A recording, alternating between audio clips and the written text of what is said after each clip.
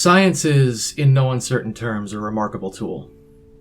The scientific method of developing a hypothesis, testing it against observable reality, and modifying it until it either withstands scrutiny and becomes a theory or even a law of nature, or falls apart and joins countless other ideas in the realm of misconception, is the greatest advancement in human thought that there has ever been. Without its self-correcting empirical influence to replace our cognitive biases and instinctive way of thinking, our understanding of the world would be as shrouded in ignorance and irrational fear as when our species first began to process our place in it. The progress, both technologically and morally, that our societies have made would likely have remained in the Bronze Age or even the Stone Age, if not for this way of thinking that gives any being capable of reasoning the key to the inner workings of the cosmos itself. It's the single most empowering thing in all of human history. Ever since I was young, I found considerable value in questioning not just the mechanics of the physical world, but conventional wisdom and the teachings of those in positions of perceived authority in this way, and following ideas, no matter how small and seemingly insignificant, through to their logical conclusions as they're presented in the real world by the average person. The reason this is so important is that philosophically it helps us determine the viability and consequences, both potential and inevitable, of real beliefs and perspectives that people actually hold. Much like using science to better understand physics, chemistry, or phylogeny, this in turn allows us to better understand those beliefs and to make real changes that solve real problems in the lives of individuals, and over time in the world as a whole, instead of getting lost in the minutiae of hypotheticals and arguing definitions and the semantics of abstract what-ifs until the heat death of the universe like an ivory tower philosophy major. As became evident to me around 11 years old when I began to question the concept of bad words, so many things that we take for granted aren't what they seem to be on the surface. Truisms that we passively accept without a second thought become codified as fact in our minds, and they're simply called on like conceptual reflexes. So much so that, to most people, questioning these concepts is bizarre or even foolish. It's like questioning breathing or walking. Simple, automatic things that we take for granted as the basis of daily life and as the basis of social interactions and discourse. After all, why would you question something so widely accepted? What's the point? Conventional wisdom is conventional wisdom for a reason. These are things that we just accept because they're proven by how commonly accepted they are, and that's all there is to it. Cyclical reasoning at its most evident, yet at its least recognized. As one of my greatest influences, Carl Sagan once said, "The simplest thought, like the concept of the number one, has an elaborate logical underpinning. The brain has its own language for testing the structure and consistency of the world, but we never see the machinery of logical analysis, only the conclusions." There's so much more that we must figure out than the genes can know. That's why the brain library has 10,000 times more information in it than the gene library. Our passion for learning is the tool for our survival. And unlike the musty bindings of our gene library, in which hardly a word changes in a century, the brain library is made of loose-leaf books. We're constantly adding new pages and new volumes. Emotions and ritual behavior patterns are built very deeply into us. They're part of our humanity, but they're not characteristically human. Many other animals have feelings. What distinguishes our species is thought. The cerebral cortex is, in a way, a liberation.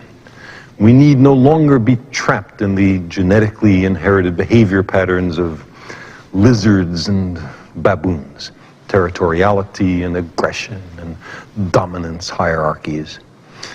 We are, each of us, largely responsible for what gets put into our brains, for what, as adults, we wind up caring for and knowing about. No longer at the mercy of the reptile brain, we can change ourselves. Think of the possibilities. And it's for this reason that this simplistic and cyclical outlook is a way of thinking that I happen to reject. I rejected it when I was young, and as I've matured and gained more experience and trained myself to think more clearly and critically, I've come to reject it even more vehemently as an adult. As conscious beings interacting with each other within a shared reality, our ideas and behaviors are a part of the structure and consistency of the world. Being a philosopher is about more than the common idea of studying what famous thinkers have said and committing their sayings and truisms to memory to then pass on in a class or reference in writing. Academics can tell you about Kant and Plato, but ask them to process debasing questions about the logic of seemingly profound conclusions put forward by those and other historical icons of philosophy and lauded as unassailable truths by many a community college student, such as you can't get an ought from an is, and you're likely to hit a wall, either bouncing off into relativist fogland or being shut down outright. For many academic philosophers, said example of Hume's guillotine is just one classical idea that tends toward this result. These people are by no means necessarily stupid, far from it in many cases, but there's a difference between being book-smart and being intelligent. Academics are not inherently intellectuals, and there are considerable numbers of highly educated people who believe things that are embarrassingly easy to debunk. Similarly, there are numerous people of lower education who are plenty capable of higher-order reasoning. Where the former may be able to tell you facts and figures and regale you with trivia, thinking outside the box doesn't always come easily when you've been trained to believe that memorize and regurgitate is learning how to think. The modern idea of philosophy is in this regard a shadow of the Aristotelian and Socratic methods, preferring tenured professorships and tepid, often relativistic thinking to actively engaging with people on the streets or, in a more modern setting, on the internet, to discuss and test all manner of ideas from mundane to heretical. Asking questions and deconstructing proposed answers with the goal of discovering the truth and better understanding both reality and the epistemology behind that truth in a way that can be directly applied to the things that matter to individuals and that will best ingrain those concepts in their minds to make them better thinkers, such as by solving their problems and giving them new perspectives on previously held ideas.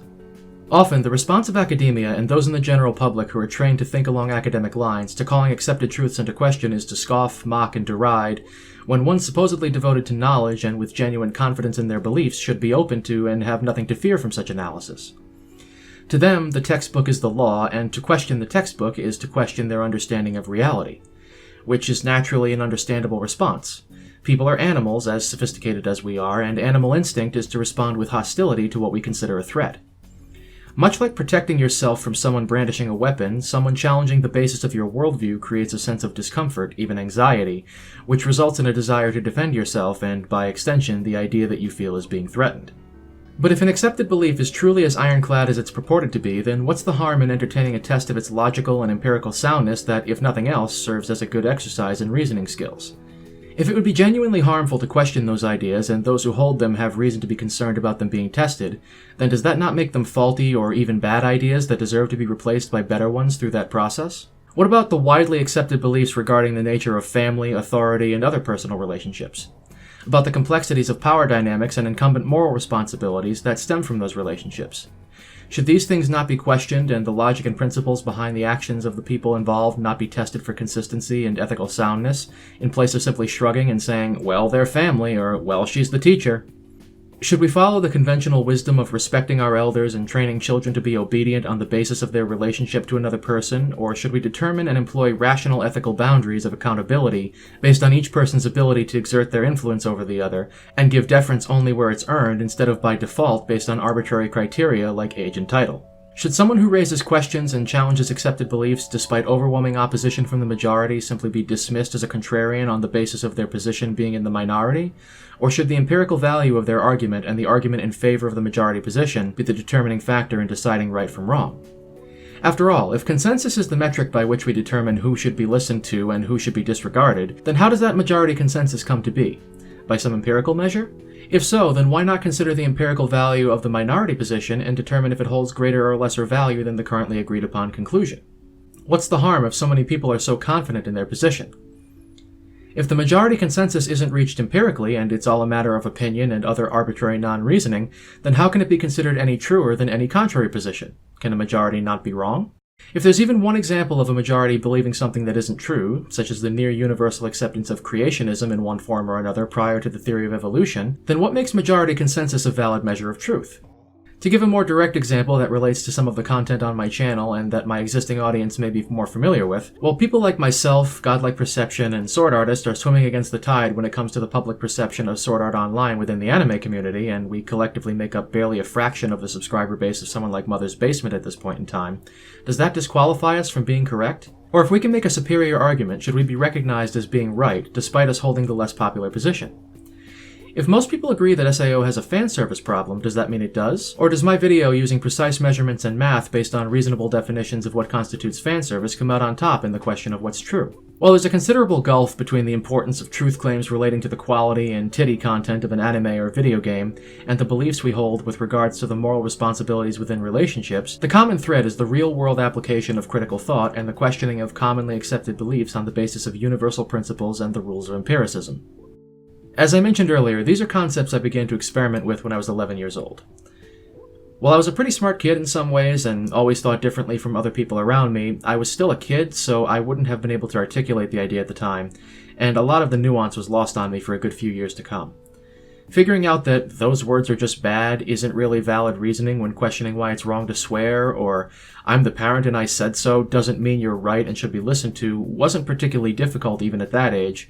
But it wasn't until I was about 15 when I really started to seriously engage with these ideas in meaningful ways, and it was another 8 years still of learning the theory behind rational thought, yes, but more importantly, gaining practical experience in real conversations about ideas both big and small that were both successes and catastrophes before I really got to the point where I am now. And I'm still by all rights an amateur.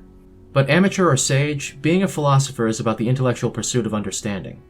About asking why we believe what we believe and applying reason, principles, and the scientific method to test the accepted beliefs of the time and the ideas and actions of ourselves and others relentlessly until they either crumble and make way for new, better constructed beliefs and behaviors, or come out of the acid bath of empiricism unscathed. In much the same way as being a scientist, it's about wielding with great humility and curiosity the incredibly powerful blade of objectivity to cut through the fog of ignorance, sophistry, and intellectual complacency and distinguish truth from falsehood for the betterment of each individual and, ultimately, the world, whatever the answers might be.